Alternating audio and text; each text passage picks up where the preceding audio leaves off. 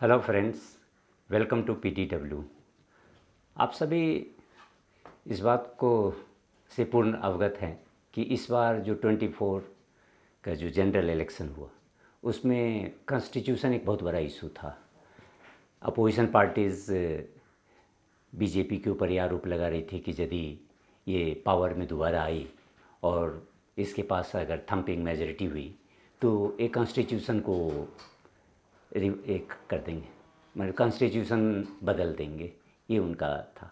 और इसके कारण बहुत सारे जो ग्रुप्स हैं, मार्जिनलाइज सेक्शंस, उनके रिजर्वेशन को ख़त्म कर देंगे। लेकिन यदि हम देखें तो ये अपोजिशन पार्टीज़ ये भी अभी तक कॉन्स्टिट्यूशन कहती तो है कि बड़े कॉन्स्टिट्यूशन के हम सब ये सपोर्टर हैं, लेकिन अगर व्यवहार में देखें तो ये कॉन्स्टिट्यूशन को कभी भी इम्प्लीमेंट नहीं कर रही है। अभी भी उसके दिशा में इंडियन कॉन्स्टिट्यूशन के जो डायरेक्टिव प्रिंसिपल हैं उसमें एक क्लियर इंस्ट्रक्शन है कि स्टेट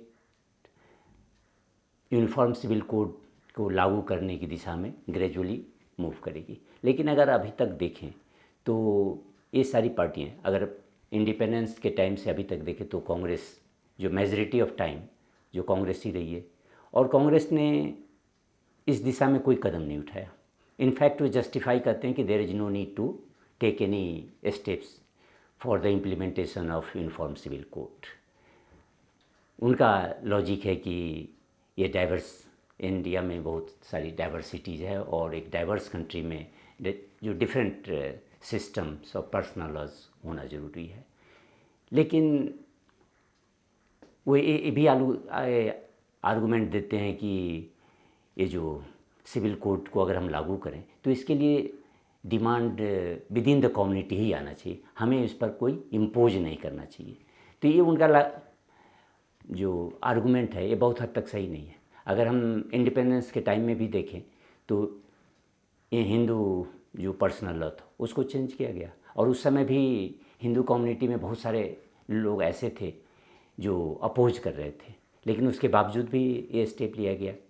तो ऐसा एक नहीं है कि हाँ कभी भी इंडिया में बॉटम अप जो रिफॉर्म नहीं हुआ, सोशल रिफॉर्म हमेशा टॉप डाउन ही हुआ है, और इसलिए गवर्नमेंट को इस दिशा में एफर्ट करना ही चाहिए। जुडिशियरी की तरफ से भी बहुत सारे इंस्ट्रक्शंस आए हैं कि भाई यूनिफॉर्म सिविल कोड लागू करना चाहिए, क्योंकि ये नेशनल इंटीग्रेशन में एक कंट्रीब्यूटिंग फैक्टर है। 1985 में एक सुप्रीम कोर्ट का जजमेंट आया था वो सावानो केस में। उसमें सुप्रीम कोर्ट के वर्डिक्ट दिया गया कि कोई भी divorce women they can seek maintenance for their living from the husband under section 125 of criminal procedure code. लेकिन इसके अगेंस्ट में मुस्लिम्स काफ़ी प्रोटेस्ट किए, खास करके जो उसकी कलर्जी है मौलानाज, वो इसके विरुद्ध में रोड पर आ गए। कांग्रेस पार्टी को इसका खामियाजा भी भुगतना पड़ा। बहुत सारे जो बाईपोल हुए उसमें कांग्रेस पार्टी के जो कैंडिडेट्स हैं बुरी तरह हार गए। इससे डर कर, और ये कहें कि इसके बाद कांग्रेस में एक मंथन जारी हुआ, और फिर कांग्रेस पार्टी एक मुस्लिम प्रोटेक्शन बिल या Muslim women protection of rights on civil divorce एक बिल भी लाई।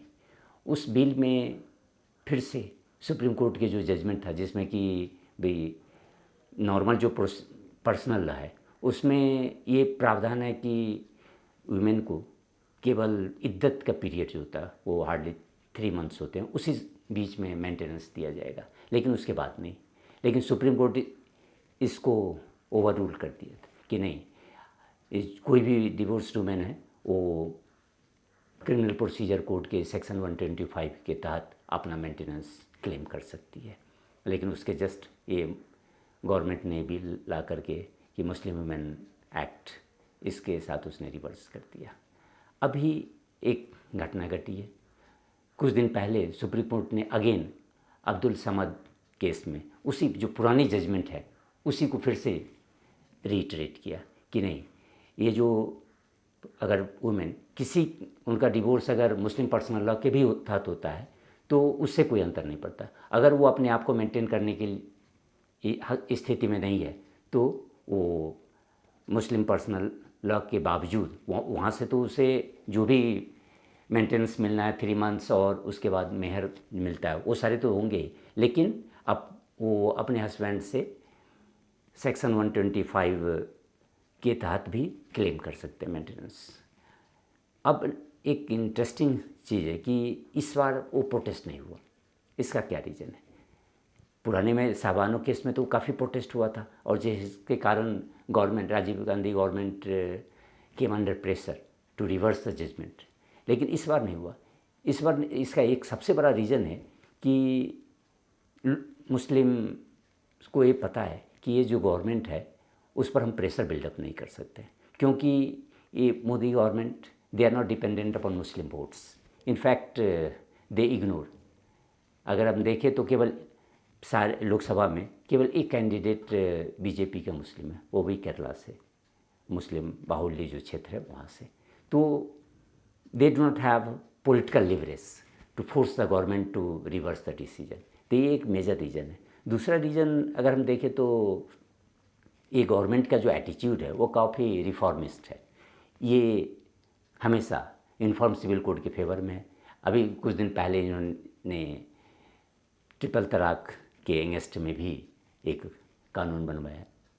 तो इस तरह से देखें कि ये मुस्लिम जो कलर्जी है या मुस्लिम लीडरशिप है उन लोगों को ये एहसास है कि we can not force the government to reverse the Supreme Court judgment. दूसरी बात है कि एजुकेशन के डेवलपमेंट के साथ या इकोनॉमिक सोशियो इकोनॉमिक डेवलपमेंट के साथ मुस्लिम में भी एक ऐसा वर्ग डेवलप हो गया है जो इस बात को रियलाइज़ करता है कि जो पर्सनल लॉज हैं they are discriminatory in nature.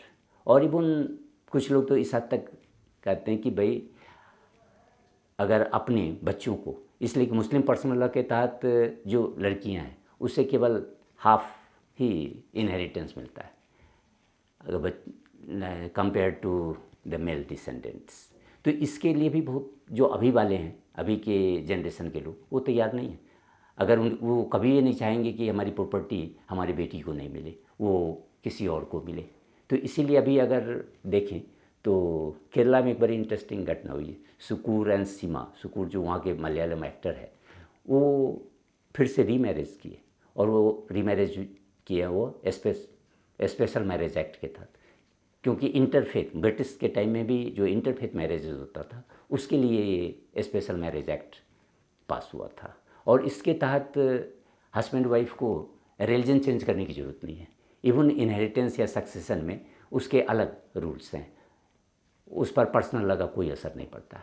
और अभी उसने ही सुकूर ने ही आरटीआई के थ्रू एक इन्फॉर्मेशन ये पता किया कि भाई त्रिशूर और कासरगर ये जो 2 डिस्ट्रिक्ट है उसमें स्पेशल मैरिज एक्ट के तहत कितने लोग अपने रजिस्ट्रेशन करवाए। तो इंटरेस्टिंगली केवल त्रिशूर में 133, पिछले 3 साल में 133 जो मैरिजेस जो हैं वो इस स्पेशल मैरिज एक्ट के तहत मुस्लिम्स का, और कसरगढ़ में तो 144।